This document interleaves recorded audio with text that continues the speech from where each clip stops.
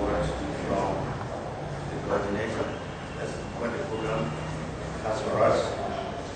A word from the original delegate of communication and a statement from the British High Commissioner to Cameroon.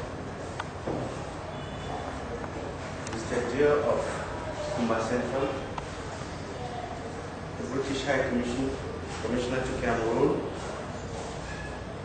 but understanding where to go to get information, further information and understanding the messages you want to spread. So those are the messages. Climate change is important. Learning to communicate it is essential, and there is access. So to be successful, then it is what we hear directly or through our friends and contacts. It's what we hear on the radio in the months and years to come about the quality of journalistic reporting on climate change issues, specifically environment generally, and reporting in issues of interest to ourselves. That is what matters to us. That is what will signify success of this project. If we hear the good quality reporting of climate change issues in particular and environment in general. So I hope you'll take the message away today that's this morning to share with you some of our findings. And, for those who have email addresses, I would not mind forwarding this to you because I have it on the internet. My boss archives. I would not mind sharing with you. The video talk this morning I would like to term it sharing information. 3 years, we'll make an average and we'll have climate. Climate is what you expect, but what you get is weather. For example, you read that the climate of Kumba is everything was lost and land disappeared. Massive time for action. Thank you for your time. Deforestation. You know, there is a ministry of forestry and wildlife and government for exploiting a certain quantity and at the same time taking care of the environment which they damage. So according to the contract, that memo of understanding, they have to, they don't have to damage around where they cut and where they, but my colleague will dealing with forests and will have more to say about this. The next question is that of shortages of water in the northwest because of degradation of catchment areas. Yes, the number one problem is population increase. If you look at the graph of population increase, first in the world, you see that from AD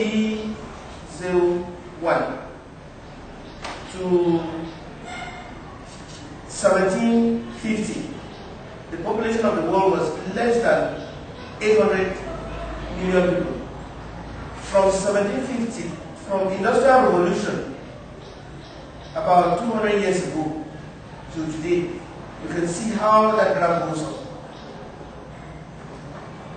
Because of technology, people are not dying as they used to die. There's a lot of the rate that people don't die of certain diseases as easy as before. If you look at the old ladies, they will tell you, I had about 12 deliveries. And secondly, the vampires, they suck and they... the market exists as a water catchment, water fills up, after some time it disappears completely, and no water comes in. That is true. In that case, we say, what can be done? Okay, what can be done indeed? Let's first ask what can be our contribution to what can be done. we as broadcasters, what can we do so that something be done? All right, even if we don't know what should be done. Okay, as a broadcaster, we are going to come to that, but we should know already that it is not because we don't know what can be done that we cannot make a contribution so that something be done. All right. We can say plants, as you said, water-friendly trees. Water-bringing trees are not water vampires like eucalyptus. It's soft. So your role is ask people not to plant eucalyptus in water catchment areas and explain why. Let them plant raffia. So raffia soaks water and brings it to the surface. Way to solve the problem of deforestation. You will explain that later. They're able to stop the advance of the desert using petroleum products and using pyroclastic rocks, ash, and so on. And they're able to ration drops of water to plants. And gradually, they turn the desert it's a lot for the desert coming down. You leave the surface there as I showed in some of the slides. The water is not retained. The rain falls and sweeps the surface, erosion, and washes the topsoil away. And the topsoil is just about 10 centimeters. And the 10 centimeters of that black part of soil, what is climate change all about? How do the local people understand this? It's a very good question. Bringing it down to the level of the local person. I think we know the definition scientifically that this mean, this average that we have gotten for 30, 40 years starts changing. Say we had the climate for and due to be 10 degrees, and we realize that it is moving now to 13, 15 degrees.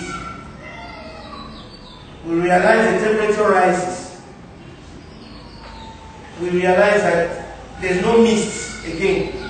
I remember when I was doing my field work at Kumba, I could not climb, there's a hill there. In the morning I could not, it was all covered with fog. But now those things are not more. I think the story of climate change at that level should be interactive. Your own mother in the village will know about climate change in that place more than you.